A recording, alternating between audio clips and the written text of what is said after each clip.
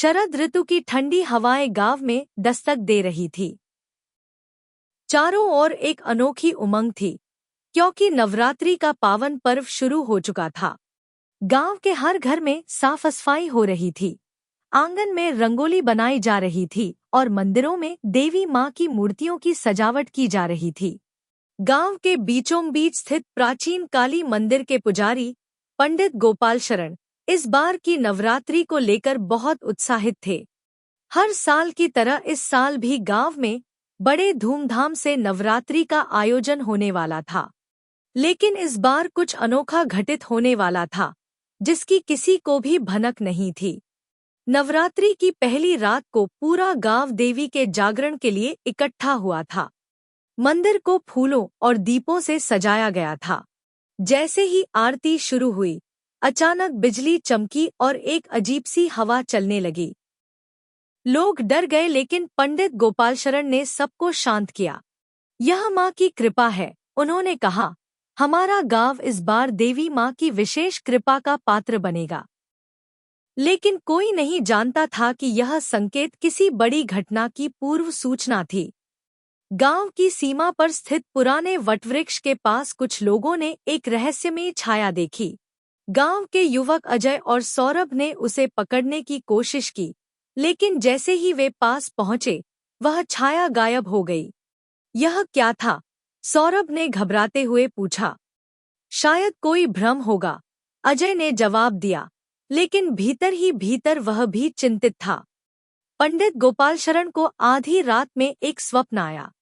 स्वप्न में देवी मां ने उनसे कहा, गांव पर एक अदृश्य संकट मंडरा रहा है, तुम्हें इसका समाधान खोजना होगा।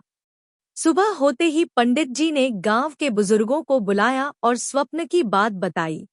गांव में भय का माहौल बन गया, लेकिन पंडित जी ने सबको हिम्मत दी।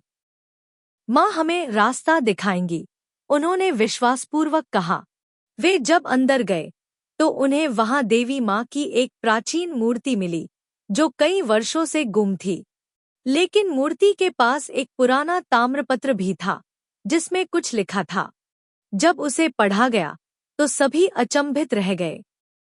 उसमें लिखा था कि जब यह मूर्ति पुनः अपने स्थान पर स्थापित होगी, तब गांव पर आया संकट टल जाएगा। गांव में अजीब घटनाएं बढ़ने लगी। जानवर अचानक बीमार पड़ने लगे, कुएं का पानी लाल हो गया और लोगों ने रात में अजीब अजीब आवाजें सुनी। गांव के लोग अब घबराने लगे थे। गांव के सबसे बूढ़े व्यक्ति बाबा रमेश्वर ने एक पुरानी कथा सुनाई। उन्होंने बताया कि कई साल पहले एक तांत्रिक ने इस मूर्ति को चुरा लिया था और गांव पर श्राप दे दिया था।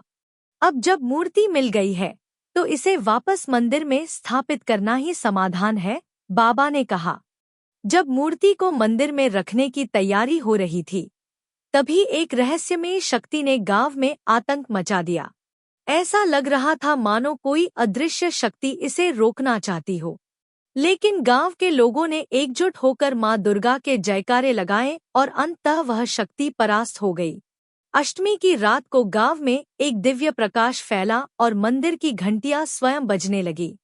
नवमी के दिन मूर्ति को पुनः मंदिर में स्थापित किया गया और पूरी भक्ति से पूजा की गई। गांव पर आया संकट समाप्त हो गया और चारों ओर खुशी का माहौल छा गया। नवरात्रि के इन 9 दिनों में गांव ने भय, संघर्ष और आस्था का संगम देखा था। यह कथा हमेशा के लिए गांव के इतिहास में दर्ज हो गई।